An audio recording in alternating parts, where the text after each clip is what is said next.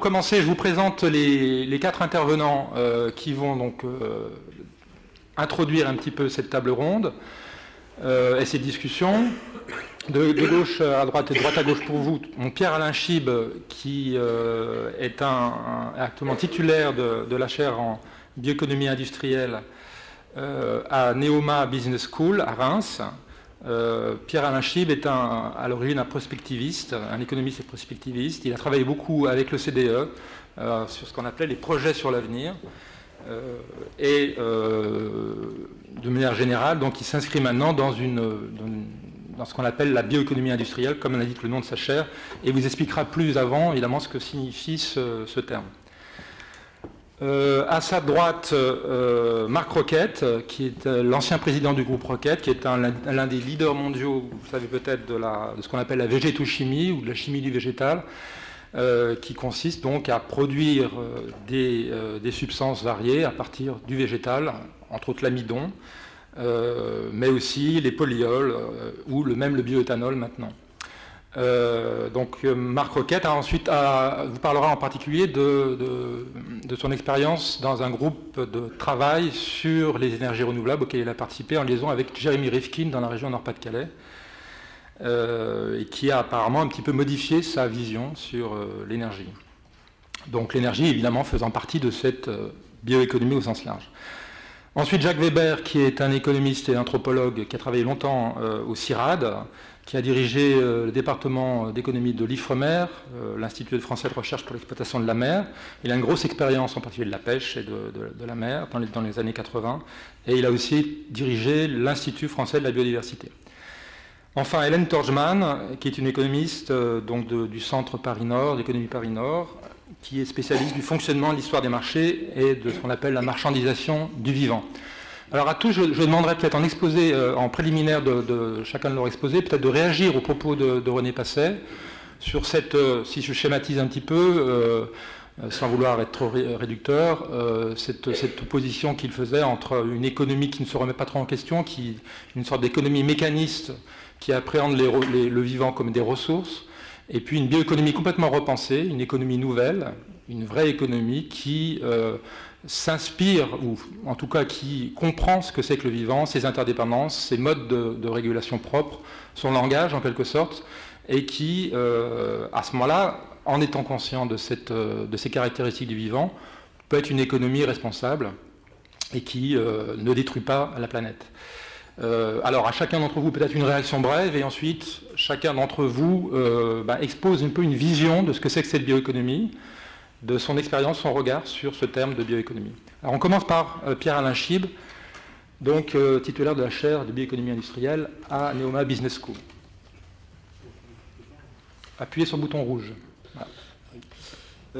Bonjour mesdames, messieurs, bonjour à tous mes chers collègues. Donc effectivement, je viens de terminer 18 ans à l'OCDE sur la notion de projet de l'OCDE sur l'avenir, c'est-à-dire ce sont des projets qui portent sur des périodes de 25 à 50 ans. Donc dans les infrastructures lourdes, on a tendance à viser 50 ans, dans les sujets un peu moins liés à des délais de mise en œuvre très longs, on se contente de 25 ans. Voilà.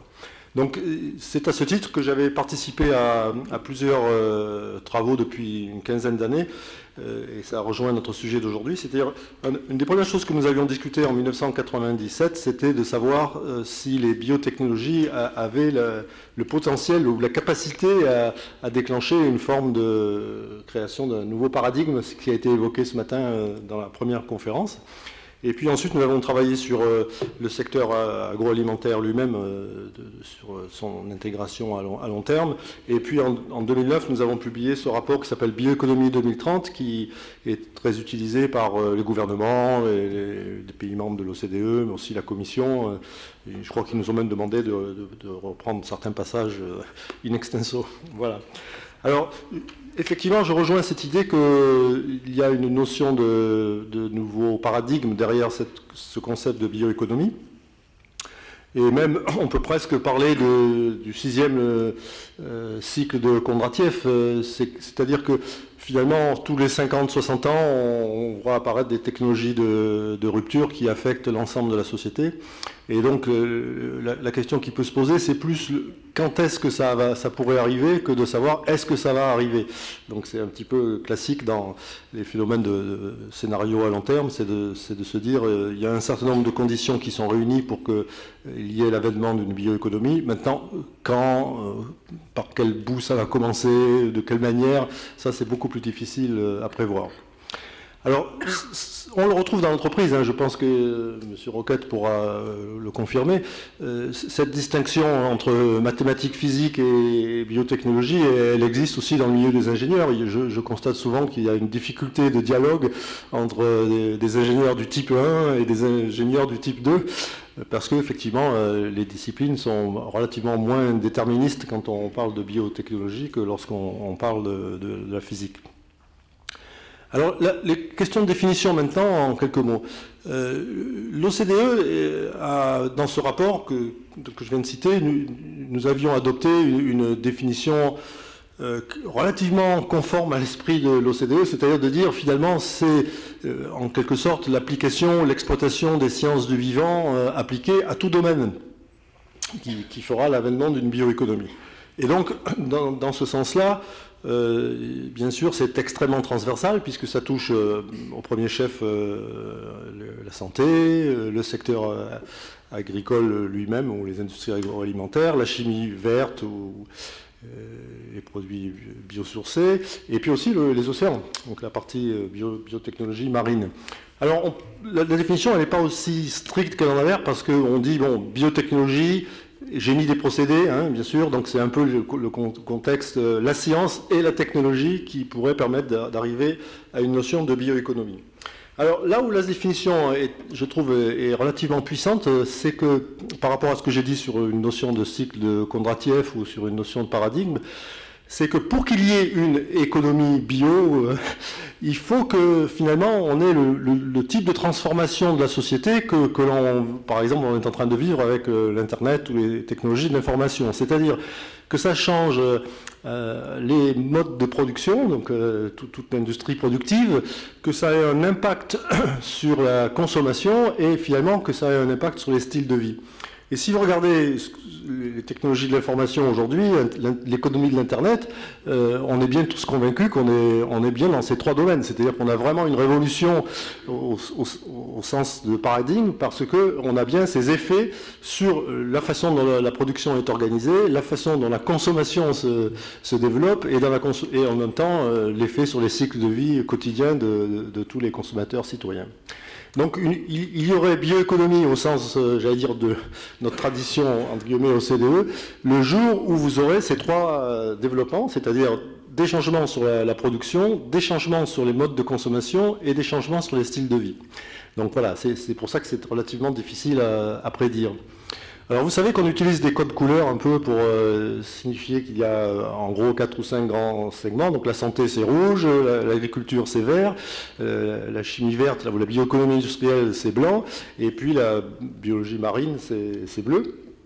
Et je pense que ça nous permet aussi, alors ça les codes couleurs c'est toujours plus facile, mais ça nous permet aussi de voir en quelque sorte comment un peu résoudre ces problèmes de définition. En gros, ce que j'expliquais par là, c'est que la définition qui est utilisée par la profession en Europe, enfin disons à travers le regroupement professionnel de Europa Bio, c'est une définition basée sur la notion de produits biosourcés, c'est-à-dire l'utilisation de la biomasse avec des processus de bioconversion pour arriver à des produits qui seraient essentiellement des substitutions à des produits d'origine fossile.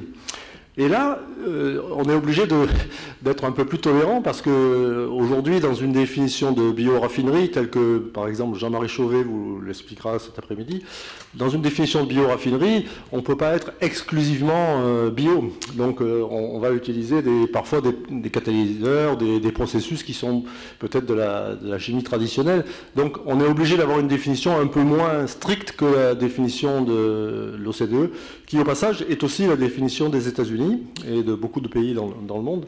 Donc voilà, il y a aujourd'hui une certaine pluralité de définitions. Mais quand on parle de cette notion, je parle de la biomasse, bioconversion et produits de substitution ou bien nouveaux produits, on est dans le... C'est pour ça que j'ai appelé cette chaire bioéconomie industrielle, on est un peu dans la notion de chimie verte. On n'est pas forcément dans une discussion sur l'utilisation des OGM dans l'agriculture. Donc voilà, ces définitions sont importantes. Maintenant, je dirais au-delà des nuances que les uns et les autres peuvent apporter, je pense qu'il y a intérêt à considérer qu'il n'y aura bioéconomie que lorsqu'il y aura ces impacts transversaux sur l'ensemble finalement du mode de vie ou d'organisation de la production, la consommation et les styles de vie. Sinon, on parle de développement sectoriel, enfin, si tant est qu'on puisse évoquer ces secteurs. Et je terminerai peut-être, pour ne pas trop prendre de votre temps, sur l'idée que tous ces secteurs... si on veut garder la notion de secteur parce que c'est plus simple, secteur ou filière, tous les secteurs relativement nouveaux qui sont plus ou moins tirés par des développements de nature technologique n'ont pas de reconnaissance statistique. Et un des problèmes des débats qu'on peut avoir entre experts ou entre experts et la société, c'est qu'au-delà, il y a un problème de définition au départ, mais nous n'avons pas non plus de repérage statistique puisque les offices statistiques nationaux ne sont pas construits ou ne se sont pas mis en mesure de travailler sur des secteurs qui soient des secteurs plus ou moins haute technologie. Alors, je donnerai l'anecdote. J'ai passé 8 ans à développer le concept d'économie du secteur spatial. Encore qu'on puisse en discuter, est-ce que c'est vraiment une économie du secteur spatial? Parce qu'il nous a fallu 3 ou 4 ans pour nous mettre d'accord sur le plan international entre, en gros, les pays du G7, les pays les plus importants dans le domaine spatial. Et donc, je pense qu'on devrait maintenant rentrer dans une période similaire pour la bioéconomie, c'est-à-dire probablement avec un groupe de pays champions, c'est-à-dire très souvent, toutes ces démarches ont été construites sur l'idée que 6 ou 7 pays très intéressés par ce secteur se mettent ensemble et arrivent à une définition qu'on pourrait appeler conventionnelle, c'est-à-dire quelles sont les limites ou les frontières du secteur. Quelque part, c'est un compromis, c'est pas une définition théorique, c'est un compromis entre 6 ou 7 pays clés dans le secteur. Et donc, on aura du mal, pour terminer sur ce point, on aura du mal aussi à avoir un dialogue avec les parlements, avec les gouvernements, avec les financiers, parce qu'on n'a pas de base de données. Voilà, donc c'est presque une des urgences de ces secteurs, c'est que ce soit les industriels, les gouvernements, les offices statistiques, d'arriver à une plateforme internationale pour se mettre d'accord sur les définitions, les indicateurs. Et la notion de base de données, ça veut dire que vous avez des points de comparaison dans le temps. Donc, vous voulez comparer dans l'espace, mettons entre pays ou entre régions, et vous voulez aussi pouvoir comparer dans le temps. Même si la définition n'est pas parfaite, il faut qu'elle soit stabilisée. Merci beaucoup. Merci beaucoup, Pierre-Alain Chib. Juste peut-être une petite question pour que je comprenne bien. Au niveau de l'OCDE, il n'y a pas actuellement d'outils statistiques sur les différents pays de l'OCDE en termes de bioéconomie? Oui, ni OCDE, ni Eurostat, ni l'INSEE. C'est-à-dire que que ce soit robotique, nanotechnologie, les 5 branches ou les 4 ou 5 branches de la biotech, on n'a que des repérages partiels parce que si, par exemple, vous prenez recherche et développement, vous ne pourrez pas arriver à un degré de finesse sur les dépenses publiques ou les dépenses privées qui vous permettrait de dire quelle est la partie qui va dans le rouge, le bleu, le vert. Voilà. Donc on n'a pas d'outils statistiques pour le faire et on n'a que des études ponctuelles, c'est-à-dire ce que j'appelle des études ad hoc, c'est-à-dire tel pays ou telle entreprise ou tel cabinet fait telle étude à un moment donné, qui est certes très souvent intéressante, mais qui ne sera pas répétée dans le temps, donc déjà elle ne pourra pas être comparée tous les 5 ans ou tous les 10 ans, et a fortiori ne sera pas comparable avec ce que va faire le pays J au même moment ou dans un autre pays. Donc c'est ça le problème. Très bien, on va poursuivre avec Marc Roquette, donc, qui est en tant qu'industriel a une vision, donc, on va dire peut-être pratique, je ne sais pas si le terme convient, enfin il nous le dira. Et donc en particulier, il a développé toute une réflexion sur les énergies renouvelables, il va donc nous en parler, sachant que son groupe au départ n'est pas investi particulièrement dans ce domaine-là. À vous Marc Roquette. Je vais réagir d'abord au micro. Appuyez sur le bouton rouge s'il vous plaît. Oui. Je réagis volontiers aux propos de René Passet pour dire que je partage complètement. Et je suis convaincu qu'on doit se mettre dans la vision Prigogine et que l'humanité doit satisfaire ses besoins énergétiques avec le flux solaire, c'est-à-dire qu'il faut clairement, disons, se préparer à oublier le nucléaire et les énergies fossiles. C'est une vision que j'ai aujourd'hui, je ne l'avais pas il y a un an, parce que dans notre secteur, on consomme beaucoup d'énergie et je ne voyais pas comment des usines comme les nôtres pouvaient tourner uniquement aux énergies renouvelables. Comme ça a été indiqué, j'ai pu participer en tant que copilote dans une réflexion au niveau du Nord-Pas-de-Calais dans le cadre de l'étude du master plan de Jérémy Rifkin pour la région. Donc j'étais copilote du groupe énergie renouvelable. J'ai beaucoup appris et j'ai changé, disons, ma vision. Et je pense qu'effectivement, nous n'avons pas besoin du nucléaire, nous n'avons pas besoin des énergies fossiles. Il faut bien réaliser aujourd'hui que le nucléaire est déjà en train d'être plus cher que les énergies renouvelables. Une information tout à fait intéressante, c'est qu'EDF a signé en Angleterre à 109 €, alors qu'on sait que l'éolien terrestre est à 80 €. Et en ce qui concerne les énergies fossiles, on sait bien que si on intègre les externalités négatives, notamment le réchauffement climatique, en fin de compte, elles sont plus chères que les énergies renouvelables. Je réagis aussi comme René Passet sur son commentaire sur Christian de Pertuis. Je ne réagis pas bien à la notion de dire on paye un coût de, disons, quelque chose qui n'est pas renouvelable. Je pense qu'il faut plutôt penser à une taxation qui tient compte du fait que, évidemment, on n'est pas encore sorti du nucléaire, on n'est pas encore sorti des énergies fossiles, mais on met une taxation, enfin la puissance publique met une taxation pour bien indiquer à tout le monde qu'il faut en sortir. Et c'est plutôt ce concept d'une taxation visant à pousser l'humanité vers, disons, le fait d'abandonner ces énergies et aller vers les énergies renouvelables, disons, qui me semble pertinente. Sinon, le propos que je voulais partager avec vous, puisque la thématique, c'est donc les régulations, et ça fait plus de 15 ans que j'ai une conviction personnelle, c'est qu'il faut mettre un impôt sur l'énergie. Et effectivement, en tant que président, je n'ai pas trop le temps, j'ai passé le relais à mon cousin, donc j'ai pu affiner un peu la proposition et arriver à quelque chose, disons, d'assez simple.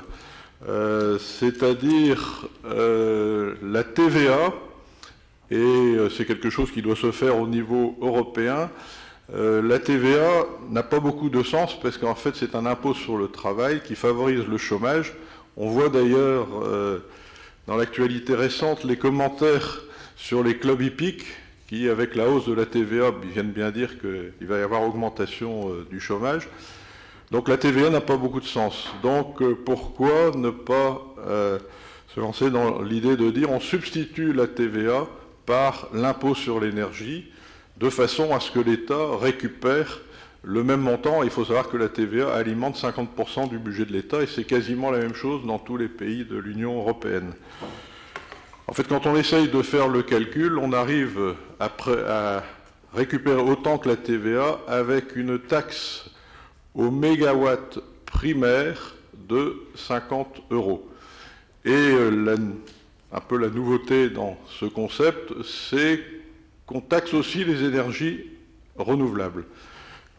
C'est-à-dire, mais effectivement, on les taxe de manière différemment, les fossiles et les autres, puisque comme c'est 50 € par mégawatt d'énergie primaire, en fait, on sait que toute l'électricité renouvelable est primaire, donc elle n'est taxée qu'à 50 €. Par contre, les énergies fossiles ou nucléaires, c'est la loi de Carnot, il faut 3 pour faire 1 d'électricité, et donc, naturellement, elles se trouvent taxées à 150 €.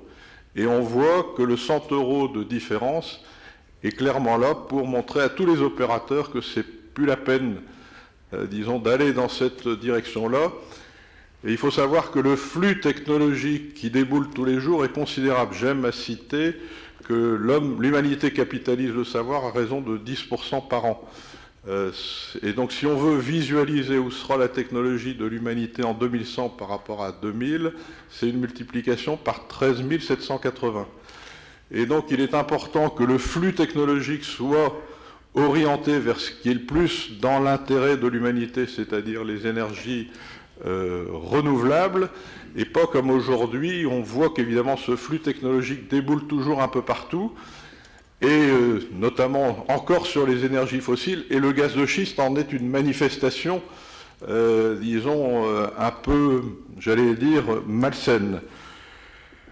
Une petite précision, c'est, disons, la formule est assez pure, puisque c'est 50 € par énergie, mégawatt d'énergie primaire. Une toute petite modification, c'est pour la biomasse, on abat ce 50 € des 2/3 au motif qu'on peut faire de l'électricité renouvelable avec la biomasse, mais comme on est dans la loi de Carnot, il faut 3 pour faire 1, et donc si on fait de l'électricité renouvelable avec la biomasse, eh bien en ayant divisé par 3, on retrouve les 50 €, et également quand la biomasse est en compétition avec du fossile direct, elle a un avantage d'être 3 fois moins taxée comme l'électricité.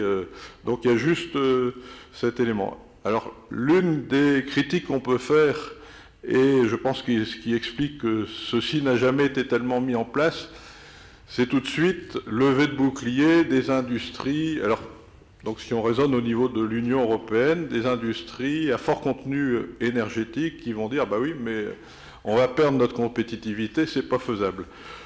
Et là, notre entreprise, mais toutes les entreprises agroalimentaires de l'Union européenne, sont la démonstration du contraire. Pourquoi? Parce qu'en fait, notre entreprise s'est développée pendant plus de 30 ans avec des prix de maïs ou de blé. Il faut savoir que c'est à peu près 40% de notre prix de revient, 2 à 3 fois plus cher que sur le marché mondial. Or, on s'est développé, donc c'est qu'il y avait un truc. Le truc, c'est le dispositif de la politique agricole commune qui prévoyait des restitutions à l'export et des prélèvements à l'importation. Et donc, quand on exportait notre amidon, on touchait la différence de prix sur le maïs, du maïs multiplié par le coefficient de transformation, et quand un Américain voulait rentrer de l'amidon, c'était la même chose. Et donc, il y a tout à fait moyen au niveau de l'Union européenne d'adopter ce dispositif en mettant ces compensations aux frontières, mais on sait qu'aujourd'hui, disons, avec l'analyse du cycle de vie des produits, on sait très très bien quels sont les contenus énergétiques, et on peut le faire. Un autre argument, c'est de dire, bah, très bien, la masse taxable, donc elle a été calculée à 50 €, mais comme on va très rapidement, disons, éliminer progressivement le nucléaire et le fossile qui contribuaient plus, on va diminuer en masse taxable. Effectivement, la riposte, c'est d'augmenter progressivement, à fur et à mesure que ça se fait, le 50 € pour aller vers 150 €.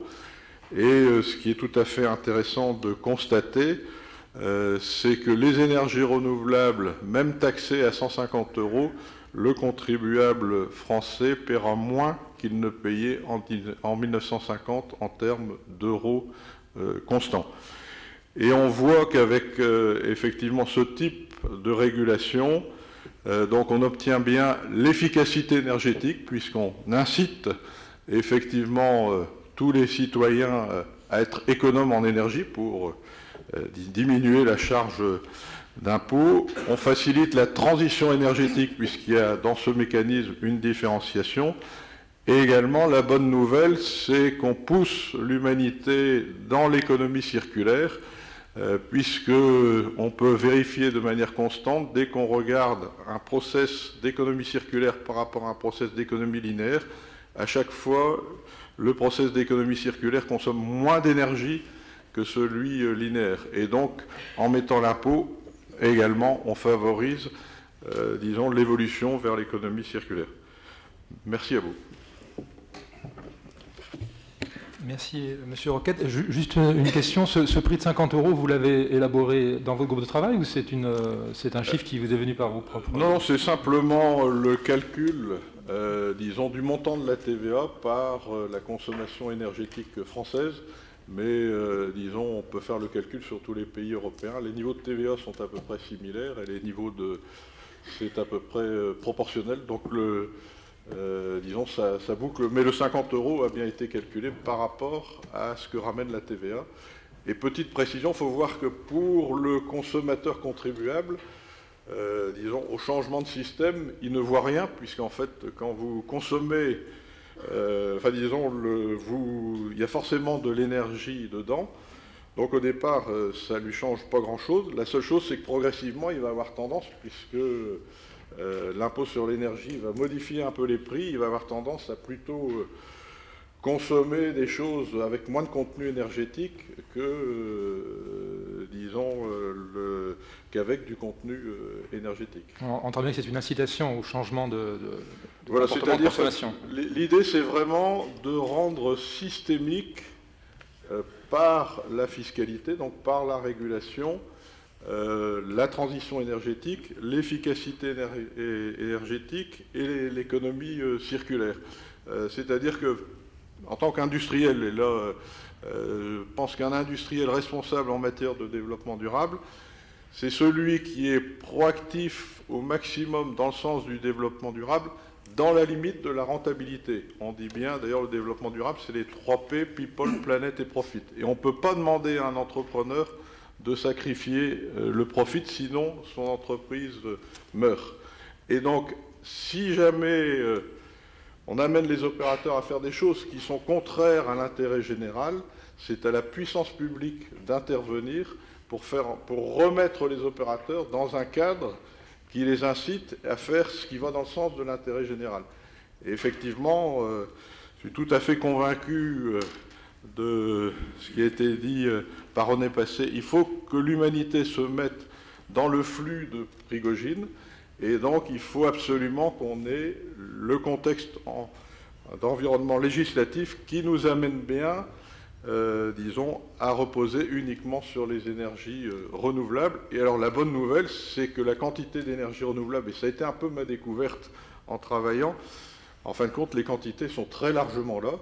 Et j'ai personnellement la vision, enfin notre site de l'Étrem consomme 320 MWh, donc actuellement c'est essentiellement du gaz, on achète aussi, on fait de la cogénération, et personnellement j'ai la vision qu'en 2050, nous ne fonctionnerons qu'avec des énergies renouvelables, électricité et puis le gaz, mais qui entre-temps sera du biogaz. D'ailleurs, on a pu voir récemment dans la presse que GRT Gaz annonce en 2050 un réseau totalement décarboné. 2050, ça paraît très loin, mais bon. La seule chose, c'est qu'on ne va pas tout faire entre 2049 et 2050, ce qui veut dire que le mouvement est parti. Et d'ailleurs, si je regarde notre site de l'Étrem, évidemment, la France a encore relativement peu avancé dans l'électricité renouvelable et le biogaz, mais déjà, on peut dire que dans notre site de l'Étrem arrive déjà ce genre d'énergie, et ça va ne faire que croître et embellir. Mais effectivement, ça ira d'autant plus rapidement et de manière fluide si l'environnement législatif est adapté, c'est-à-dire si la régulation est pertinente. Merci beaucoup Marc Roquette. Alors j'imagine, Jacques Weber, que vous partagez peut-être cette vision de la fiscalité comme régulation, instrument de régulation politique. Mais peut-être avant d'enchaîner sur les propos de Marc Roquette, un rebond sur l'exposé de René Passet. Je préférais prendre les choses. Alors prenez-les comme dans l'ordre qui vous ferait. Une table ronde, en principe, c'est l'occasion d'amicales scènes de ménage, n'est-ce pas? Et je suis étonné, vous êtes un spécialiste du monde vivant, vos activités portent sur le monde vivant, et votre discours est entièrement sur l'énergie. Donc on retrouve cette contradiction très française où la transition écologique est réduite à la seule transition énergétique. Et ça me laisse pantois, c'est très français, je suis étonné. La transition écologique, ce n'est pas que la transition énergétique, c'est aussi un changement complet de nos modes de vie et de nos relations au monde des non-humains. On est toujours sur ce clivage, là encore très français, l'homme, pas la femme, l'homme et la nature. Et ailleurs, c'est plus ça, c'est les humains et les non-humains. Et ça change tout dans la façon dont on se comporte. Mais je vais y revenir tout à l'heure. Partons sur la bioéconomie. En 1978, l'organisme dans lequel je travaillais, l'IRD, l'Orstom à l'époque, m'envoie travailler sur les pêches artisanales au Sénégal. Et je découvre un monde. Le monde des biologistes marins qui étudient les poissons, les stocks de poissons séparément les uns des autres, ce qui ne me choquait pas a priori comme ça lorsque j'ai débarqué. Et qui, deuxièmement, donc, envisage l'étude d'un stock indépendamment des espèces qui sont ces espèces proies ou prédateurs. Donc la conception même, la vision même d'un écosystème marin n'est pas là. Et en tant qu'économiste, me mettant à travailler là-dessus, je fais de la bibliographie et je m'aperçois que je deviens désigné comme bioéconomiste. Car bioeconomics signifie l'étude, enfin c'est l'économie de l'exploitation des ressources vivantes. Voilà comment c'est défini, l'économie de l'exploitation des ressources vivantes.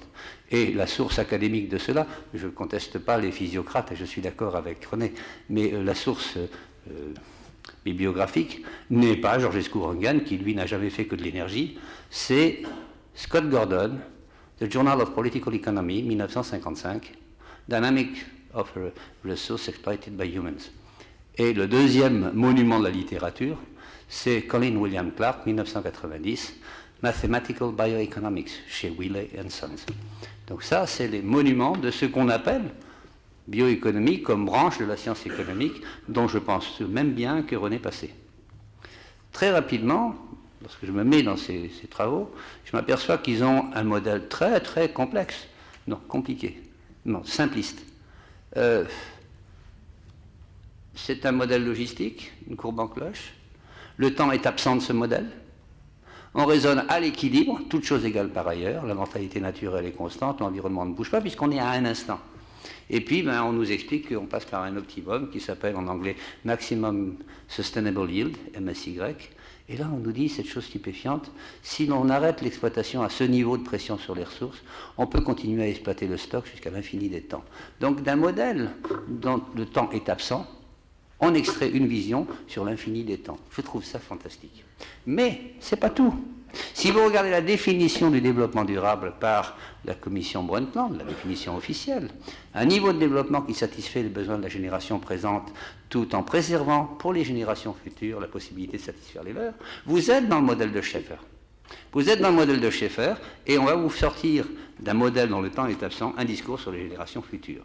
Voilà pourquoi ce concept de développement durable perturbe plus d'un parmi nous. Et quand je dis nous, ce n'est pas les économistes, ça ne les dérange pas.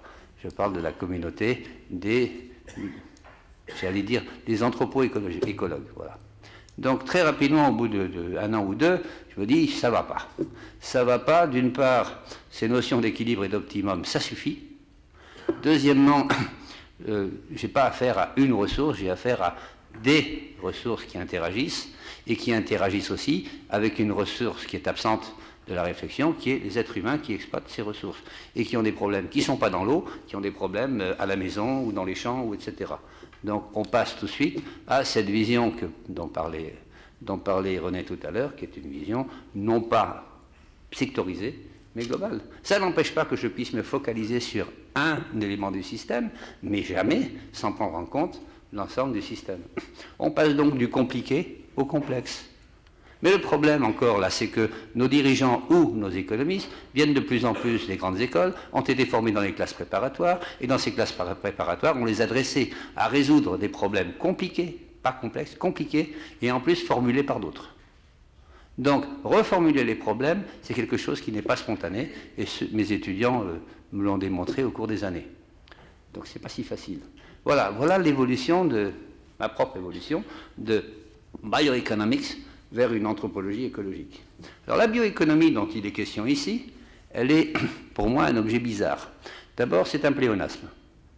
Encore une fois, la quasi-totalité de l'économie est faite de ressources vivantes. Vous travaillez, vous êtes en ce moment sur des bureaux qui sont en bois et qui viennent donc du monde vivant. Les verres en plastique dans lesquels vous buvez, c'est un legs du vivant d'autrefois. Nos vêtements viennent du vivant. Tout vient du vivant, tout ce que nous mangeons, tout ce que nous buvons. Donc dire, on va créer une économie qui serait basée sur le vivant, en soi c'est pléonasmique. Et on dit, on va pousser l'utilisation des ressources vivantes dans l'économie, ça veut dire qu'on va aller encore plus loin dans le fait de se gaver sur la bête, sur le dos de la bête. Et en même temps, ce mot valise est un bon paravent pour continuer sur la biologie de synthèse, dont on nous explique qu'elle va nous permettre de nous passer de la biodiversité naturelle, puisqu'on sera capable, à partir des briques du vivant, de fabriquer uniquement ce dont nous avons besoin. Et c'est ça qui compte. C'est pas du tout conforme à ce que disait Lévi-Strauss en 1974 dans une interview, dans un apostrophe. Il avait cette phrase merveilleuse, il disait « L'ensemble des êtres vivants de cette planète sont interdépendants, que l'on s'en rende compte ou non. » Et il dit la vie a commencé sans les humains, elle pourrait bien se poursuivre sans eux. Et Bernard Pivot de lui dire, mais vous croyez à cette solidarité, cette interdépendance? Il me dit oui, mais je ne suis pas du tout sûr. Il dit oui, mais je crois qu'on est très peu nombreux à s'en rendre compte. Et c'est bien ça le péril. Donc ce pourquoi je prêche, c'est une autre forme qui dépasse la bioéconomie et qui rejoindrait le propos de René. C'est je dirais, une anthropologie écologique qui essayerait de se demander comment on peut replacer les activités humaines dans le vivant, pas sur le vivant, dans le vivant. Comment penser des formes d'organisation économique telles que nous redevenons des membres de la communauté vivante. Je vous rappelle qu'il n'y a pas des êtres vivants. Il y a un système vivant planétaire qui repose sur l'ADN et l'ARN. Nous sommes tous les êtres vivants sont liés à l'ADN. Et nous ne sommes, nous, tous, toutes les espèces différentes, nous ne sommes que des émergences adaptatives locales de ce système vivant unique. Se rappeler ça, arriver à le comprendre, arriver à l'intégrer, serait un progrès fantastique. Hier, j'ai eu une grosse émotion. J'étais en table ronde au Sénat sur la question de l'animal et éventuellement du droit de l'animal. Et j'étais très étonné de voir là 14 scientifiques, philosophes, éthologistes, biologistes, écologues, vétérinaires, anthropologues et économistes, tous d'accord sur le fait qu'il n'y a pas de différence de nature entre l'homme et l'animal. Il n'y a que des différences de degrés entre les différentes formes d'animaux dont nous sommes. Nous sommes des animaux vertébrés, mammifères, au milieu des vertébrés mammifères. Point. Nous sommes différents des autres, c'est sûr, mais à la limite, le mouton peut dire « je suis différent de tous les autres mammifères », et la vache aussi. Et si je prends la vache, c'est à dessein, c'est pour vous inviter à voir le merveilleux film qui s'appelle « Bovine » ou « La vraie vie des vaches ». Le cinéaste a simplement posé sa caméra dans un troupeau, et après ça, je défie quiconque de venir me dire que les bovins n'ont pas d'émotion. Voilà. Donc, voilà le problème de la bioéconomie tel que moi je l'ai vécu dans le temps. Maintenant, la régulation. Nous sommes dans un pays où la fiscalité est conçue comme un millefeuille. Et les collègues de Bercy sont des spécialistes de la pâtisserie. Donc pour eux, une nouvelle taxe, c'est une couche de plus sur millefeuille. Et l'écotaxe, eh bien, elle a été pensée comme ça. Même si son origine et sa conception étaient radicalement différentes. Il s'agissait bien, dans la conception initiale, d'une fiscalité incitative et pas d'une fiscalité supplémentaire. Une fiscalité écologique, ça s'entend nécessairement comme une fiscalité incitative, c'est-à-dire qu'on n'accroît pas la pression fiscale. On laisse celui qui veut continuer à polluer libre de polluer, à condition qu'il y mette le prix. C'est tout. Et on place la barre très haut.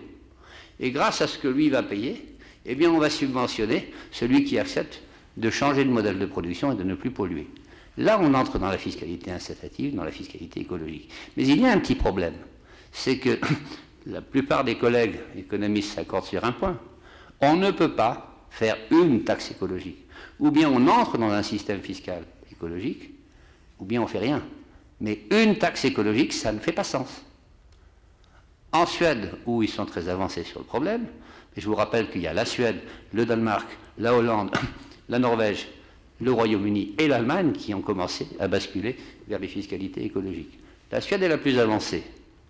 Elle a commencé par une loi en 1988 qui dit quoi? Qui dit, pour qu'une taxe écologique soit recevable au Parlement, il faudra préalablement que le gouvernement ait supprimé une ou plusieurs taxes d'un rapport équivalent au rapport attendu de la nouvelle taxe présentée au Parlement.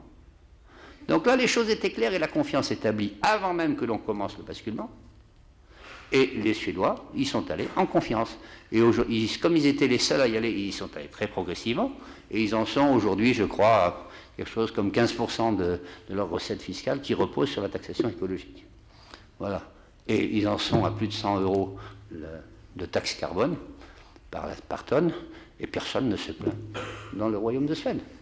Donc vous voyez que la façon de prendre les problèmes, elle est fonction non pas de la fiscalité, mais elle est fonction de l'objectif.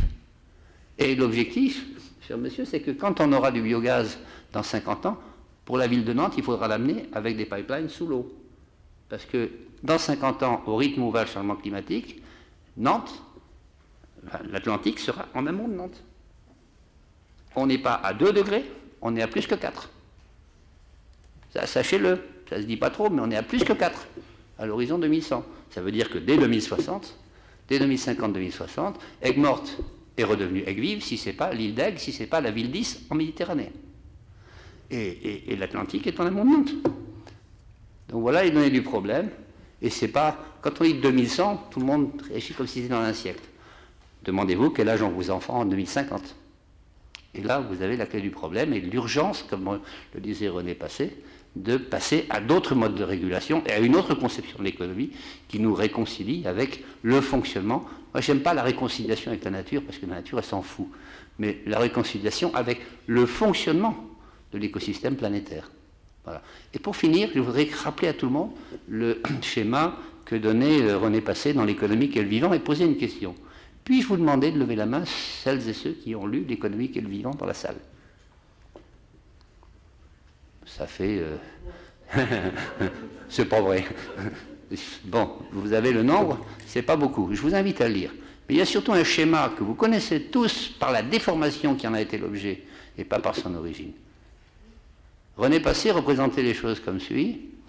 Une écosphère enrobée, enchâssée dans une sociosphère, les deux étant elles-mêmes enchâssées dans la biosphère. Alors, à l'époque, j'avais plaisanté avec René en lui disant « Oui, mais finalement, c'est parce que tu es économiste que tu mets l'économie au centre. » En fait, non, pas du tout. C'est pour bien rappeler que l'économie n'est fait que d'activités sociales. Que l'économie, c'est l'ensemble des relations entre les humains à propos des choses et des non-humains. Pas autre chose. Autrement dit, l'économie, ce ne sont que des activités sociales. Et le contrôle social doit être absolu sur ça. Et que les deux ne sont jamais que des éléments de la biosphère. Que nous sommes membres de cette biosphère. Le monsieur qui représentait l'UNESCO tout à l'heure, justement, disait, je perds un peu le fil, problème de respiration,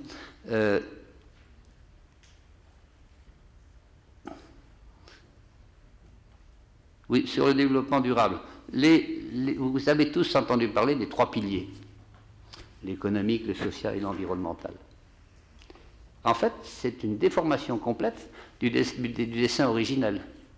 Et on pose comme équivalent des choses qui ne sont pas du tout équivalentes. L'économie, le pilier économique n'existe pas. C'est au mieux le nombril du pilier social. Lequel pilier social n'a pas d'existence en dehors de la biosphère. Donc la représentation correcte des choses, c'est bien celle qui était à l'origine dans le bouquin de René Passet, les activités économiques comme partie des activités sociales elles-mêmes, de la vie sociale, elles-mêmes enchâssées dans la biosphère. Voilà. Oui, ce que je voulais dire, c'est que tout à l'heure, monsieur disait les enjeux sociétaux.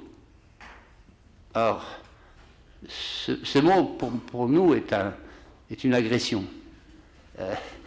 La société n'est faite que des relations sociales et des interactions sociales. Et donc, le mot sociétal, je ne le comprends pas. Si, je connais son origine. Son origine politique, c'est McCarthy. McCarthy qui demanda que l'on remplaçât le mot social par le mot sociétal dans le dictionnaire américain. Pourquoi? Because social is a Marxist word. Voilà.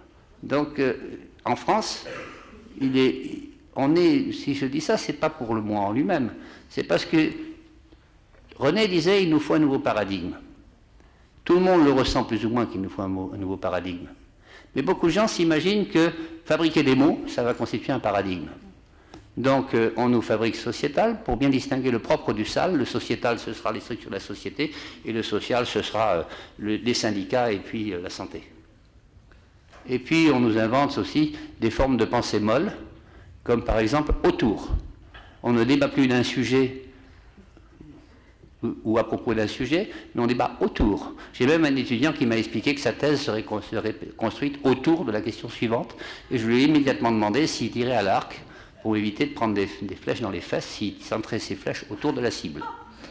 Voilà. Et on est en pleine ère de pensée molle et de pléonasme. Les pléonasmes fleurissent. Les plus beaux, mes préférés dans le domaine de l'environnement, c'est tri sélectif. Que serait un tri non sélectif? Et c'est investissement d'avenir. Celui-là, je l'aime particulièrement. Voilà. Donc, je crois que la floraison d'un langage mou reflète les embarras de la pensée. Et que nous devons, vous avez remarqué que René Passé a un langage très précis. Et que j'ai coutume de dire que plus une science est molle, plus elle exige une pensée dure, et qu'on ne doit pas préjuger de la réciproque. Mais par moments, je suis tenté de préjuger de cette réciproque. Voilà, je m'arrêterai là.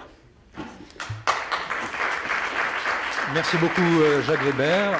Alors on va peut-être poursuivre un cran au-dessus dans la critique un peu plus radicale de la bioéconomie entendue comme une sorte de course en avant de l'économie classique, avec Hélène Terjman. Donc peut-être pas plus de 10 minutes pour qu'on essaye ensuite d'avoir une discussion. Bonjour. Donc, je voulais d'abord réagir rapidement, comme vous m'avez demandé, aux propos de René Passé. Je suis complètement d'accord avec lui sur la nécessité d'un nouveau paradigme. On ne peut pas penser une nouvelle organisation économique sur les catégories développées par la théorie économique standard classique, qui est effectivement statique, mécanique, qui pense tout à l'équilibre, alors qu'à partir du moment où on parle de l'économique et du vivant, on a évidemment besoin d'une pensée dynamique dans la complexité, avec des propriétés émergentes, etc. J'aurai l'occasion d'y revenir. Là, moi, je voulais parler de la bioéconomie, non pas en tant que discours, mais en tant que développement, ce qui semble se profiler dans le développement réel de la société, les évolutions, et en particulier les évolutions des sciences et des techniques, qui sont fondées sur l'utilisation du vivant et qui posent la question majeure de la possibilité de ce qu'on appelle un capitalisme vert, je vais le mettre quand même entre guillemets. Alors il existe plusieurs termes, Jacques Weber parlait du langage il y a un instant, je poursuis, plusieurs termes pour décrire un tel régime: capitalisme vert, économie verte, croissance verte, beaucoup de choses sont vertes, bioéconomie, technologie propre, développement durable, bref, les euphémismes et oxymores ne manquent pas. Mais bon, avant de discuter de la nature d'une telle bioéconomie telle qu'elle est en train d'émerger ou qu'elle semble en train d'émerger, je voudrais en donner une définition un peu plus précise, une définition d'économiste, en utilisant les catégories usuelles de la théorie économique qui distinguent la sphère de la production et la sphère de l'échange, pour voir qu'est-ce qui se passe aujourd'hui dans ces deux sphères-là qui pourraient mériter le qualificatif de bioéconomie. Au niveau de la production, on se réfère à des nouvelles techniques, des nouveaux secteurs, des nouvelles filières, de nouveaux acteurs. Et de ce point de vue, l'économie verte englobe un ensemble de techniques et de filières qui visent à remplacer les énergies fossiles par la biomasse. Donc à terme, il s'agit de produire à partir de cellulose et d'huile renouvelables puisque les végétaux repoussent, ce qui était jusqu'ici produit à base de pétrole. Donc on va pouvoir produire des carburants, des produits chimiques, des plastiques, des fibres synthétiques, etc. Pour ce faire, on développe aussi de nouvelles techniques et en particulier des techniques développées au confluent de ce qu'on appelle la convergence NBIC, c'est-à-dire la convergence entre nanotechnologie, biotechnologie, informatique et sciences cognitives. Et là, dans ce qui me préoccupe ici, je parlerai principalement de l'évolution des biotechnologies vers la biologie de synthèse.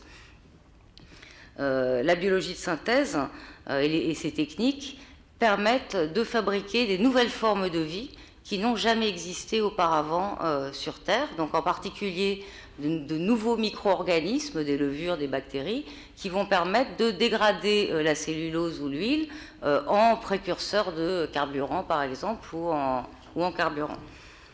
En tout cas, en produit industriel jugé intéressant. Donc ça, c'est le secteur de la production. Au niveau de l'échange, l'idée est d'étendre les mécanismes de marché à des domaines qui échappaient auparavant. Et le modèle privilégié ici, c'est celui de ce qu'on appelle les marchés de droit. Donc on a des marchés de carbone, des marchés de services écosystémiques, des marchés de droits de propriété intellectuelle. Bon, vu la contrainte de temps, je ne parlerai pas de l'aspect échange et je vais me centrer sur la production. Mais peut-être que dans la discussion, on pourra revenir aux aspects échange. Donc mon propos est de faire comprendre, ou de tenter de faire comprendre, que cette voie vers la transition écologique ou le capitalisme vert est une impasse, me semble-t-il, ou un piège, si je reprends la question posée dans le titre de la conférence. Le capitalisme industriel s'est développé depuis 2 siècles sur une recherche de maîtrise de la nature et de la société en vue d'une plus grande efficacité. Des sociologues comme Max Weber, Jacques Ellul ont analysé ce processus historique séculaire comme un gigantesque processus de rationalisation des activités humaines et d'extension de la technique. Mais ce processus finit par se retourner contre lui-même au-delà de certains seuils, et il devient contre-productif. Je me réfère là aux travaux d'Illich. Donc pourquoi cela? Pour des tas de raisons, mais prenons-en une nouvelle technique est la plupart du temps une solution à un problème posé précédemment, mais va engendrer à son tour d'autres problèmes qui vont appeler la mise au point de nouvelles techniques qui vont à leur tour engendrer de nouveaux problèmes, qui vont appeler, etc., de nouvelles techniques. Et résultat, on se retrouve quelque part dans un espèce d'emballement technique, un processus sans sujet et sans fin qui ressemble un peu à une fuite en avant.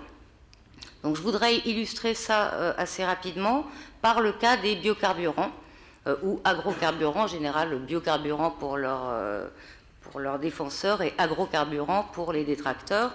J'utiliserai alternativement l'un ou l'autre des termes.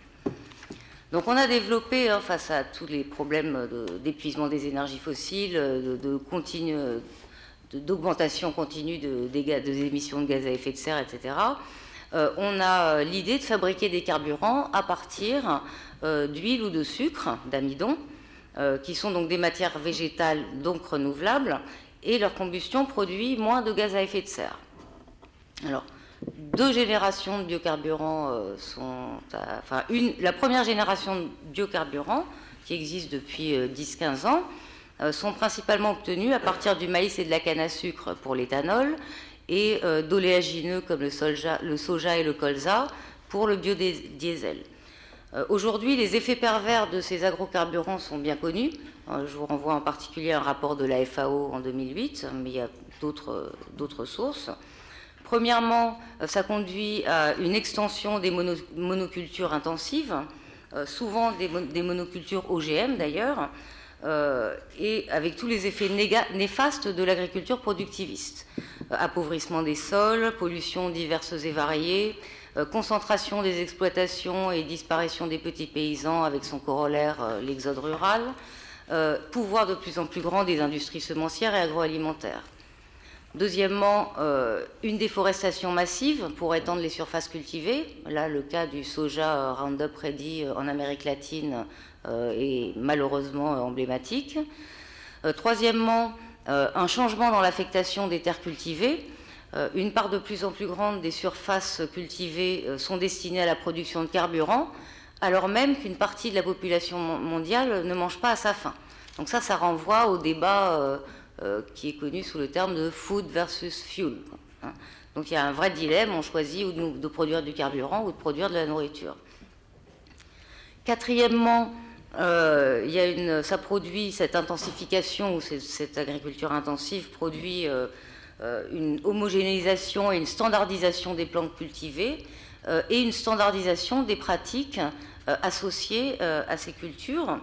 La FAO en 2010 estime qu'en un siècle, on a perdu environ 70% de la biodiversité cultivée, ce qui est quand même considérable.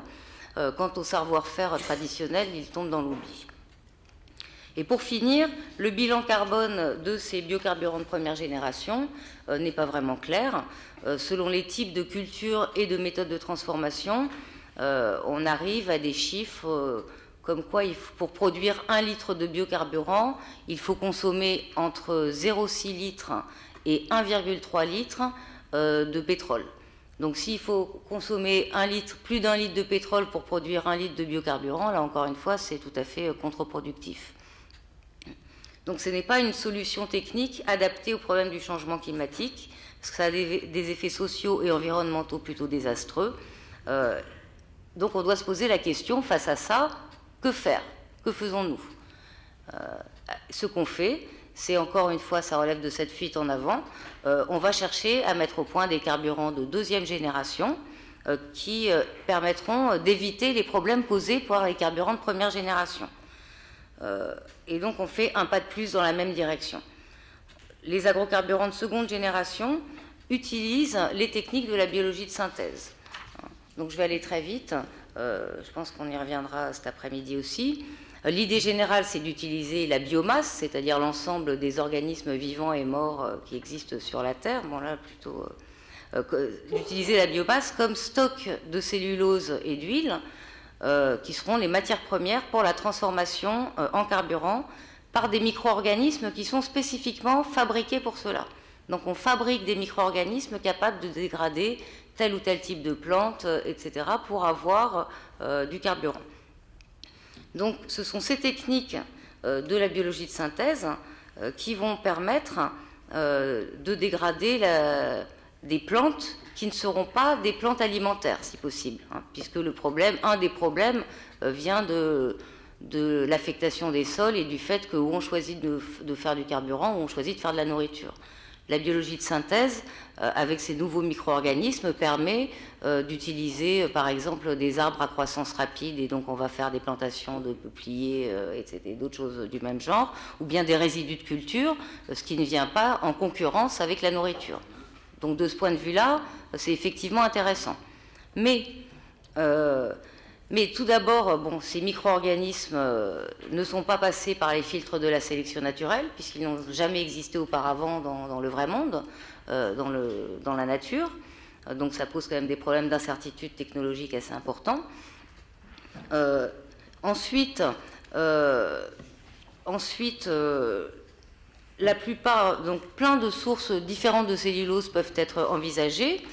Par exemple, donc, des arbres à croissance rapide, des résidus de culture et des tas d'autres choses.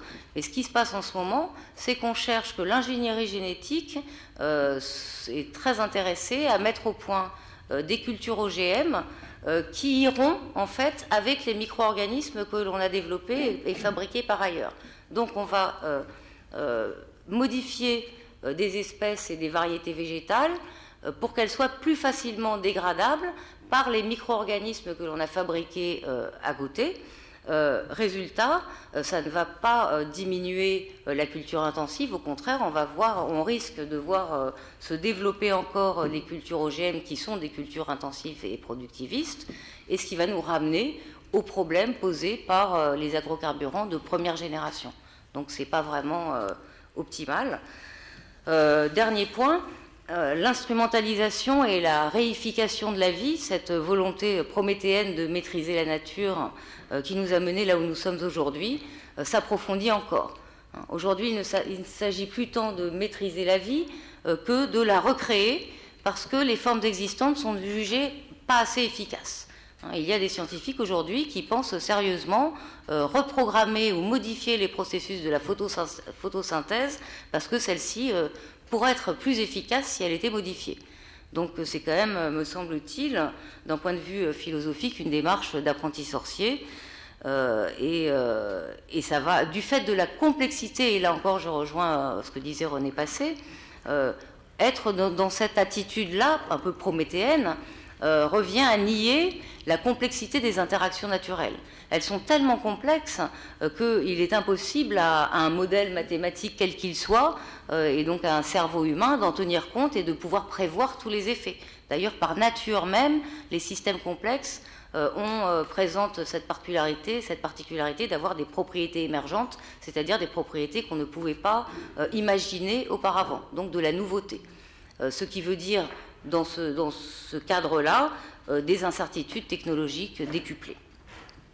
Donc pour conclure, il me semble que ce cas des agrocarburants met plutôt en lumière la continuité de ce nouveau, de ce capitalisme vert avec le capitalisme ancien, qui est simplement un capitalisme industriel étendu à la nature et aux processus vivants dans ce qu'ils ont de plus intime.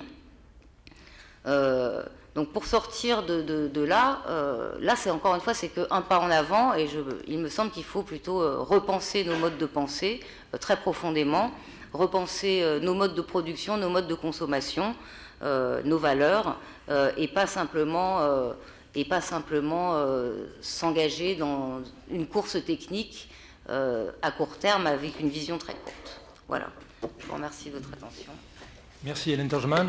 Alors je vous proposerai pour poursuivre, sachant qu'on est limité par le temps et pour éviter des questions qui seraient purement des questions individuelles, on va entamer une petite séance de travail participatif. Alors c'est un petit peu... vous n'avez peut-être pas de l'habitude de fonctionner comme ça. On va essayer de faire ça pendant 10 à 15 minutes. Vous allez vous réunir par groupe en fonction de proximité dans la salle et vous allez reprendre les éléments de réflexion qu'on vous a donnés et que je vais repasser rapidement en revue. Et à partir de ces éléments de réflexion, vous pourrez entre vous organiser une ou deux questions ou une réflexion et vous verrez entre vous si vous arrivez à dégager une idée, quelque chose sur lequel vous avez envie de vous exprimer. Et je demanderai à ce moment-là à un représentant du groupe de dire en quelque sorte ce que ce groupe a réussi à accoucher en 10 minutes. Alors c'est évidemment un petit peu difficile, c'est aussi une façon de vous rencontrer, de faire connaissance. Et on va faire pareil, nous, à la tribune. Il y a des points de désaccord qui sont apparus. Jacques Weber, par exemple, a critiqué Marc Roquette sur le fait que sa vision était purement énergéticienne, si je puis dire. Alors, je pense que ce n'est pas tout aussi simple que ça. Et peut-être qu'on va pouvoir trouver des points de raccord. Et je vais voir aussi sur la question des biocarburants quelle est la vision. Et on essaiera de vous restituer aussi ce petit travail. Alors, je vous demande de vous organiser par groupe. Alors, à gauche, là-bas, par groupe de 5 à 6. Faites-le comme ça, en vous rapprochant. Et on se donne, il est midi, on se donne jusqu'à écart au plus tard.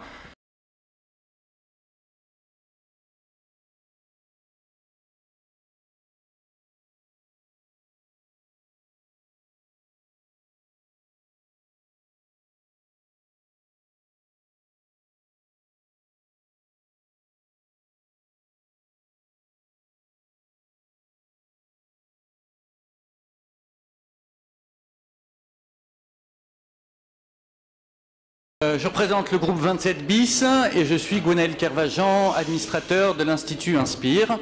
J'en profite pour remercier tout le monde aussi au nom de l'Institut, même si ça a déjà été fait. On s'est arrêté au final sur un coup de gueule et une question, et les deux ayant un petit peu un lien.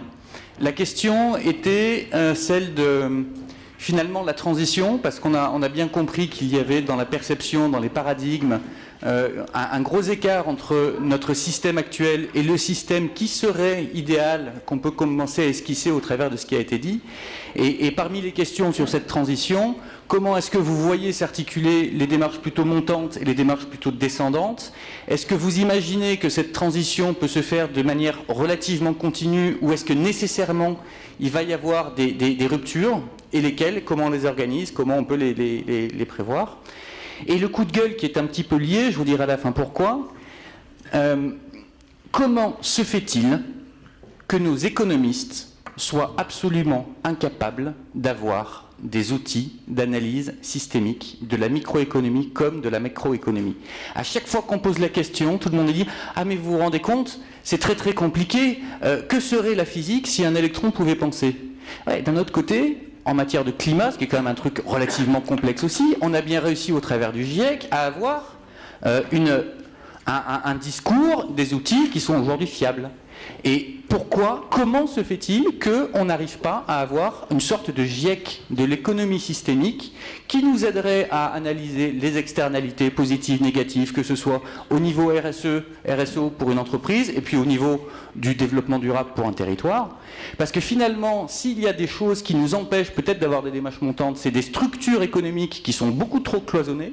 Et donc, d'une certaine façon, ce qui aiderait peut-être le plus à cette transition, et c'est là que je reboucle avec la question de départ, c'est que, justement, la structure économique change et sorte de ce cloisonnement pour aller vers des raisonnements plus systémiques, notamment, du coup, en termes de fiscalité. Ça reboucle aussi avec ce qui a été dit tout à l'heure. J'espère avoir été clair.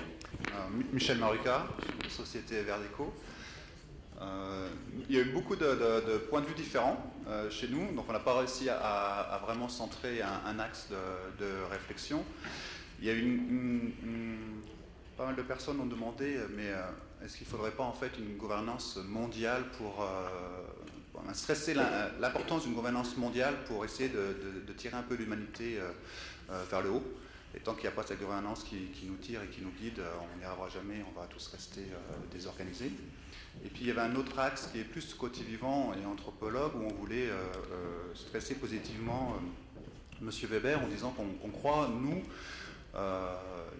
qu'on fait partie d'un tout qu'on a appelé le natural en fait.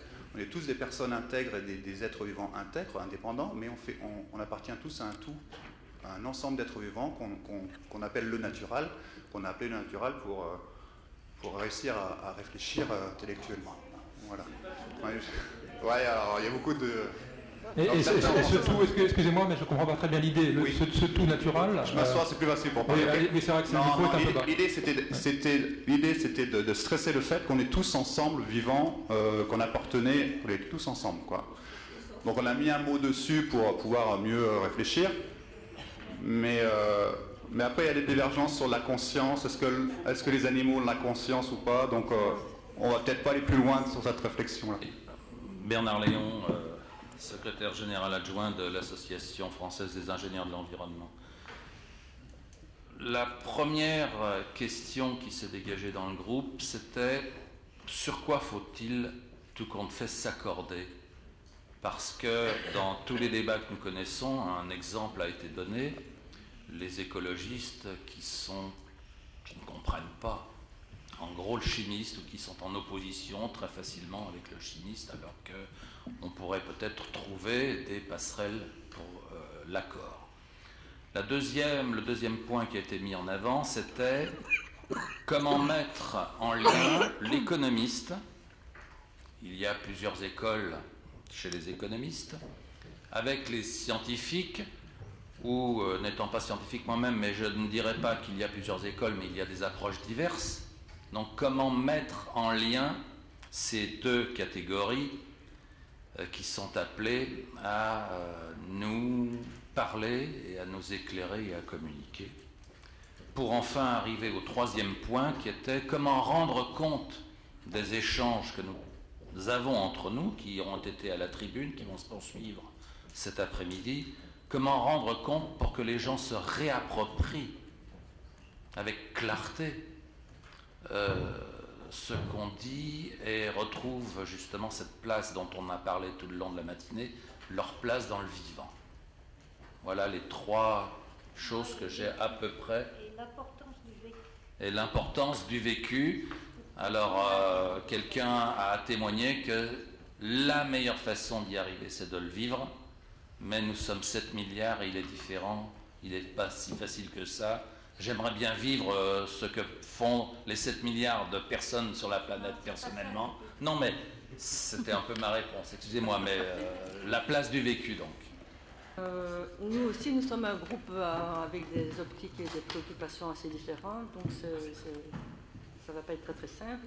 Il y a des personnes qui étaient un peu choquées sur la proposition, je ne sais plus quel monsieur je crois, M. Roquette, par rapport au problème de la TVA, du transfert du travail, s'il vous plaît, vers un impôt sur l'énergie, vous voulez dire? L'impôt sur l'énergie. Une autre personne qui était plutôt intéressée, mais je crois que ça rejoint déjà des questions sur la manière, comment atteindre et avoir un autre paradigme dans le sens du changement de priorité par rapport à la bioéconomie, à la biosphère, comme a expliqué M. Passet. Bon, tout ça,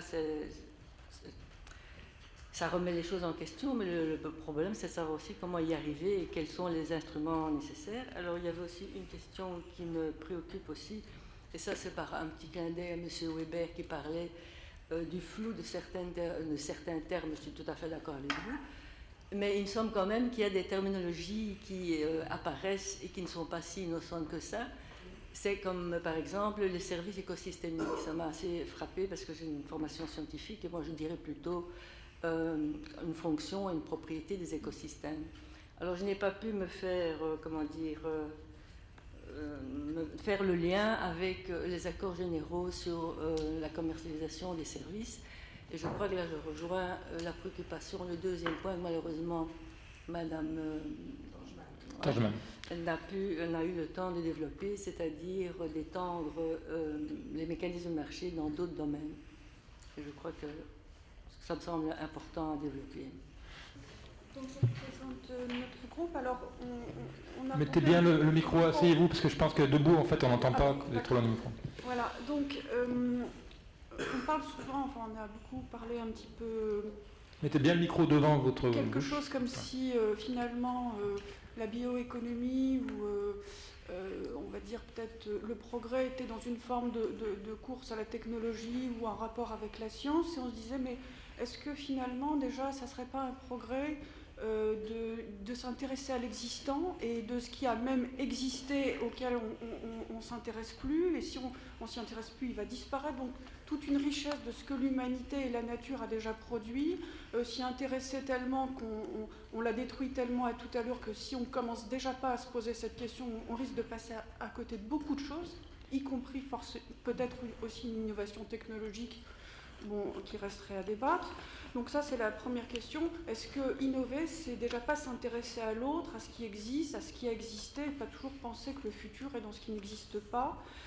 Deuxième question, par rapport justement à la gestion de cette connaissance humaine, animale, végétale, est-ce que justement on n'irait pas vers une forme de démocratisation de la connaissance, c'est-à-dire que tout autre, qu'il soit humain, animal, végétal, n'est-il pas aussi important que moi? Donc est-ce qu'on va penser finalement à protéger seulement l'espèce humaine ou ce qui est vivant en général, enfin, voilà. Et enfin, troisième question, dans ces deux premières questions, dans cette recherche d'un intérêt de patrimoine humain et de progrès, qui va arbitrer ce progrès, qui va véhiculer ce progrès, parce que finalement, souvent, il y a des progrès très intéressants, avec des gens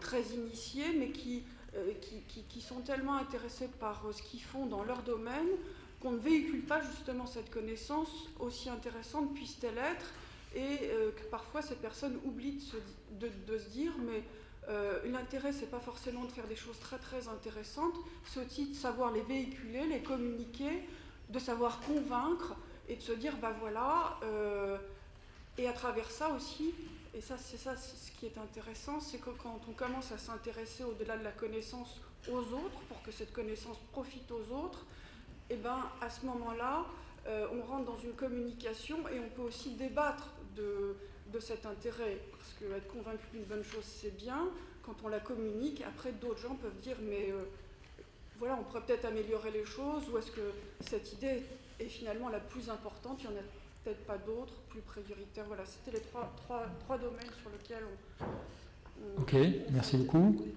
Alors, le groupe du fond. Cécile Sanson, je vais me présenter.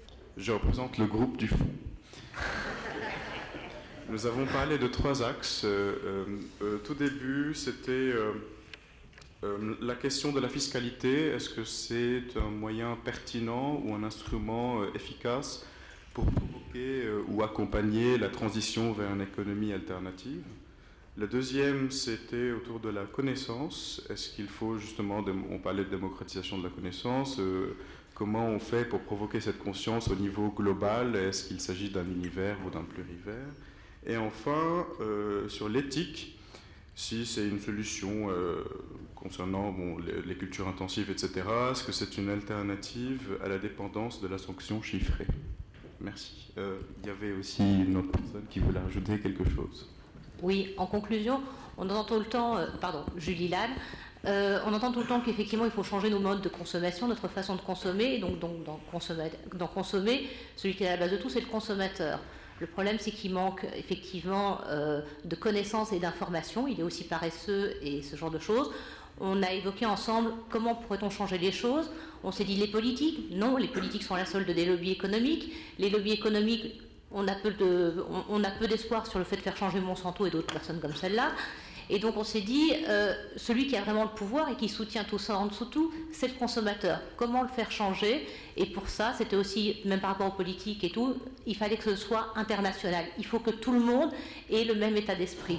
Et donc on pensait faire effectivement que la seule solution serait un mouvement de consommateurs, mais un mouvement international, à la limite des pétitions, mais qui aujourd'hui, on va dire, draine des gens convaincus et des gens bien informés, mais qu'effectivement, elle regroupe tous les citoyens qui, eux, sont effectivement, la plupart du temps, du même avis concernant leurs droits. Et on évoquait notamment l'accord secret qui a été, l'accord transpacifique qui a été vraisemblablement signé entre plusieurs gouvernements ce week-end. Voilà. Dans ce groupe, on s'est posé une question un peu autrement. On s'est posé la question, quand une entreprise ou quand un secteur commercialise une technologie ou une application technologique qui ne fait pas consensus, qui pose problème de société, en gros, qui n'emporte pas la conviction des citoyens. Alors l'exemple des OGM avait été cité, mais ça aurait pu être un autre exemple. Quelles sont les régulations possibles et comment effectivement la société peut décider d'écarter cette solution technique qu'elle juge risquée. Voilà. Alors on a abordé les différents instruments, on a parlé des instruments qui peuvent être de type économique comme des instruments du signal prix, des instruments de type fiscalité écologique, pour quand même arriver plutôt aussi à se poser la question que peut-être c'est pas un instrument qui pourrait faire la régulation, mais un ensemble de solutions qui passent évidemment par de la fiscalité écologique, mais ça suppose aussi de rentrer dans le fin et dans le détail de cette fiscalité et de sa justice et de son équité sociale. Donc il faut aussi discuter dans un cadre concerté des formes qu'elle peut prendre et de son équité. Et puis ça peut être d'agir sur le réglementaire, puisque les États peuvent interdire des commercialisations, peuvent faire des normes, et qu'ensuite les régions type Europe peuvent aussi faire des normes et du règlement. Et ensuite l'OMC qui régule les relations contractuelles peut aussi intégrer un certain nombre de critères. Et donc ça, c'est affaire de débat démocratique à tous les niveaux. Isdel Goulet. Le premier point sur lequel le groupe s'est accordé, c'était sur deux grandes définitions de la bioéconomie, si je puis dire, qui se dégageaient en fait à la tribune. D'un côté, une vision plus conceptuelle, scientifique, donc avec Madame Torgmann et Monsieur Weber, et de l'autre côté, plutôt une vision donc par secteur, l'industrie et son rôle. Donc pour cette nouvelle vision donc, de l'économie et l'intégration donc de la nature.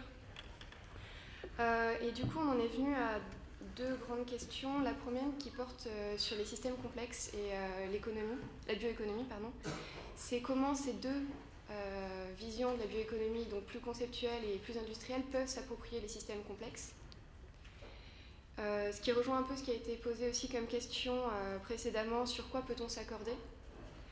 En allant plus loin sur cette question-là, on a vraiment axé sur comment réfléchir ces nouveaux produits qui risquent d'apparaître. Est-ce qu'on peut les anticiper? Sur quels principes peut-on les anticiper? Une labellisation est-elle nécessaire? pour reprendre aussi d'autres outils comme les outils économiques qui ont été cités, la labellisation peut faire partie donc d'un levier, mais surtout qui va être amené à décider ou à juger de tels produits et de ces définitions-là. Je vais demander donc aux intervenants de réagir à ce qui leur semble intéressant dans ce qui a été dit par les différents groupes. Alors, si possible, en 2 minutes maxi par personne. Alors, qui veut commencer? Jacques Weber. Micro. Voilà. Donc, puisqu'on a le choix, je fais réagir à ceux sur les points où je connais un peu quelque chose. D'abord, fonction et services écosystémiques. C'est un point d'histoire. Jusqu'en l'an 2000, on est dans un monde d'écologues qui cherchent des fonctions dans les écosystèmes. Donc telle espèce, telle plante, tel organisme remplit une fonction écologique. Le problème de cette approche fonctionnaliste, on l'a déjà eu en ethnologie au début du siècle et ça a duré jusqu'en 1950 et c'est Lévi-Strauss qui nous a sortis de là. C'est que vous n'êtes pas capable d'établir une liste finie des fonctions dans un écosystème. Et on avait le même problème dans les sociétés. Et le truc sous-jacent pour les écologues, c'était de dire, pour certains en moi, c'était de dire « Ah oui, mais si telle fonction disparaît, l'écosystème va mourir. » D'où la notion d'écosystème fragile, etc. Mais on avait la même chose en ethnologie. On pensait que si les institutions disparaissaient, la société allait mourir. Puis on a vu disparaître les institutions et la société simplement s'adapter, évoluer, manifester une résilience de bonne loi. Donc le problème, c'est que quand on n'a pas une liste finie de fonctions, on ne peut pas en faire un objet économique. Donc arrive 2000 et l'instauration d'un gros groupe de travail qui s'appelle le Millennium Ecosystem Assessment, évaluation des écosystèmes du millénaire. À ce moment-là, les économistes écoutent les écologues et disent « Bon, mais c'est très bien ça, mais comment on prend ce système puisqu'il n'y a pas de liste finie ?» Alors on vous propose de partir de l'autre côté, de regarder quels sont those services that human beings benefits from the functioning of ecosystem. Je le dis en anglais parce que les définitions françaises ne sont pas conformes à cette définition anglaise. En français, on vous dit les services rendus par les écosystèmes, ce qui suppose qu'on aurait prêté quelque chose à l'écosystème.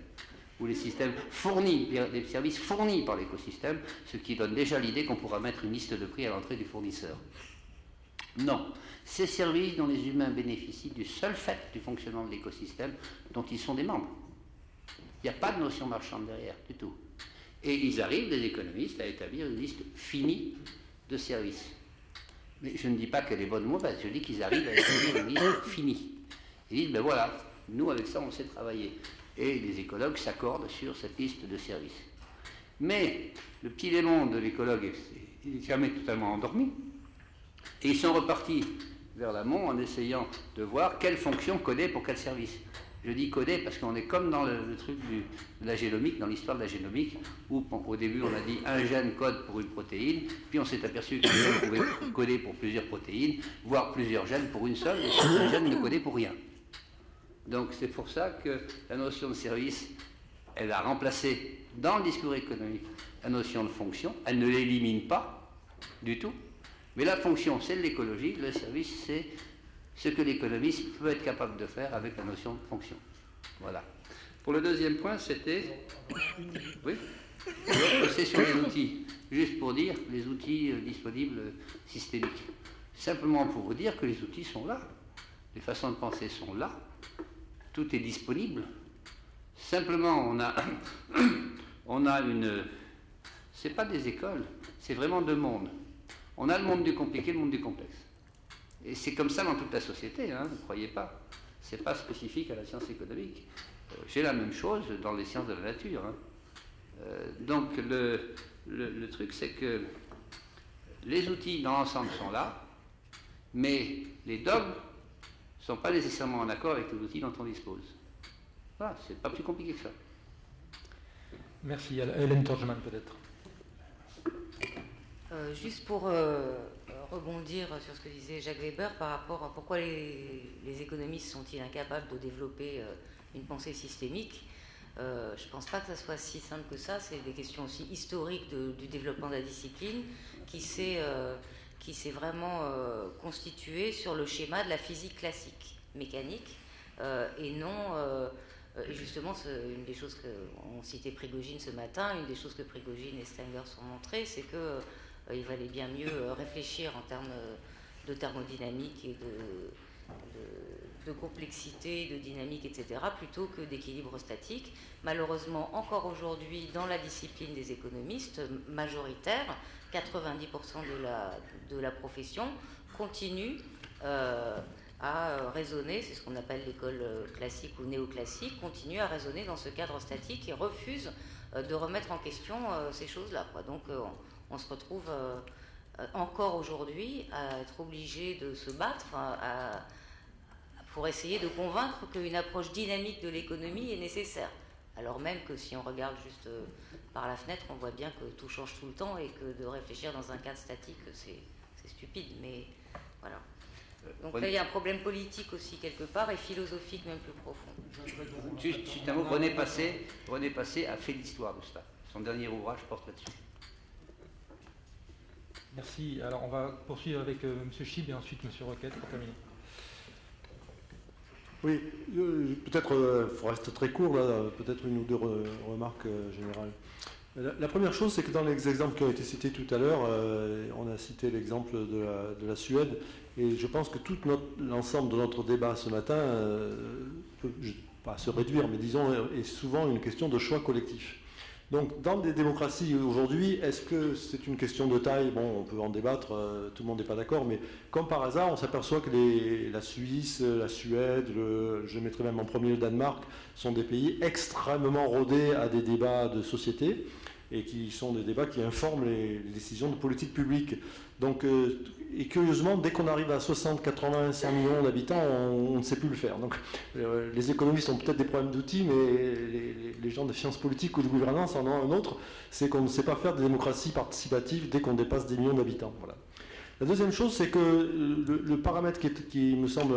J'ai écrit un petit papier il y a 2 ans sur les systèmes complexes, en disant qu'il y a un problème de dialogue entre les régulateurs et la complexité des systèmes en fonction de la vitesse d'évolution des technologies. Alors, si vous avez une technologie relativement stable, stabilisée, et un régulateur bien équipé, en général, tout marche bien. Deuxième exemple, c'est quand la technologie fait faire un saut de complexité à un système existant et on s'aperçoit que le régulateur n'est pas forcément en phase. Pour faire vite, un exemple que je prends souvent, c'est l'exemple du trafic aérien. Nous nous dirigeons en Europe et aux États-Unis très vite vers l'absence de pilote dans les avions, c'est-à-dire on aura toujours ce qu'on appelle un mission manager, mais on sera totalement en pilote automatique. Donc j'ai discuté avec tous les gens qui travaillent sur ces questions. On va arriver à 5 degrés de redondance, c'est ce qui paraît rassurant. Mais par exemple, si on prend la Direction générale de l'aviation civile, aujourd'hui, est-ce qu'elle est en mesure de réguler un système qui va fonctionner avec un système complètement automatisé? Bon, voilà. Donc là, on a une évolution de la complexité. Le système devient plus complexe. Et est-ce que le régulateur ou la gouvernance est capable de s'ajuster? Et ensuite, on a une troisième catégorie qui sont tous les systèmes, on va dire, relativement nouveaux, y compris les technologies de support, les nano, les bio, les systèmes satellitaires, la robotique. Et là, on court derrière. C'est bien ce qu'on vient de voir ce matin. C'est-à-dire qu'on se demande mais comment réguler, comment prévenir les risques, le principe de précaution, le principe d'innovation. Voilà. Donc il y a quelque chose aussi qui a à voir avec l'organisation de la société dans ces grandes questions, c'est comment on ajuste avec la vitesse des technologies d'un côté et dans un cadre institutionnel d'avoir des démocraties très participatives. Voilà. Très rapidement, ça pour réagir, je voudrais réagir au groupe, celui juste avant le fond, donc c'est vous, madame, et simplement donc... attirer l'attention sur le fait, j'aime bien cette image-là, il n'y a pas eu un Big Bang, il y en a eu 3. Le premier, celui qu'on connaît. Le deuxième, explosion de matière, explosion de vie sur la Terre, probablement sur d'autres planètes. Et le troisième Big Bang, c'est l'explosion de conscience. Ce qui est tout à fait intéressant de constater, c'est que nous sommes à l'explosion de conscience ce que les microalgues ont été à l'explosion de vie. Et personne ne pouvait imaginer, quand les microalgues sont apparues, qu'elles allaient se transformer en oiseaux du paradis, en girafes, en rhinocéros. Pourtant, c'est ce qui s'est fait. Personne n'est capable d'imaginer ce que l'explosion de conscience va donner. Et j'insiste bien sur la différence entre, j'ai parlé tout à l'heure d'explosion de connaissance, mais cette explosion de connaissances est bien liée à une explosion de conscience, et c'est bien l'explosion de conscience qui nous intéresse. Et personnellement, alors je suis très optimiste, peut-être certains me trouveront idéaliste, mais je trouve que cette explosion de conscience va tellement vite que je suis persuadé que l'humanité rapidement fera tout à la fois, c'est-à-dire maintenir la biodiversité, la transition énergétique, l'économie circulaire, l'efficacité énergétique et le bonheur national brut. On a eu le World Forum à Lille et j'ai beaucoup aimé puisque la séance d'introduction c'était avec Erwin Laszlo qui a souligné transition énergétique, économie circulaire, Hélène MacArthur qui a remis une couche sur l'économie circulaire et on avait été invité le ministre du Bhoutan qui a parlé sur le bonheur national brut. Et je suis persuadé qu'avec l'explosion des consciences, l'humanité fera tout à la fois et je crois à l'alignement des astres. Merci. Et juste pour terminer, petite chose, je crois que nous sommes dans un monde qui s'auto-organise et à chaque fois qu'on privilégie le vrai, le beau et le bien, on va dans le sens de l'auto-organisation et les propriétés émergentes, miraculeuses apparaissent. Je suis très optimiste. Yeah.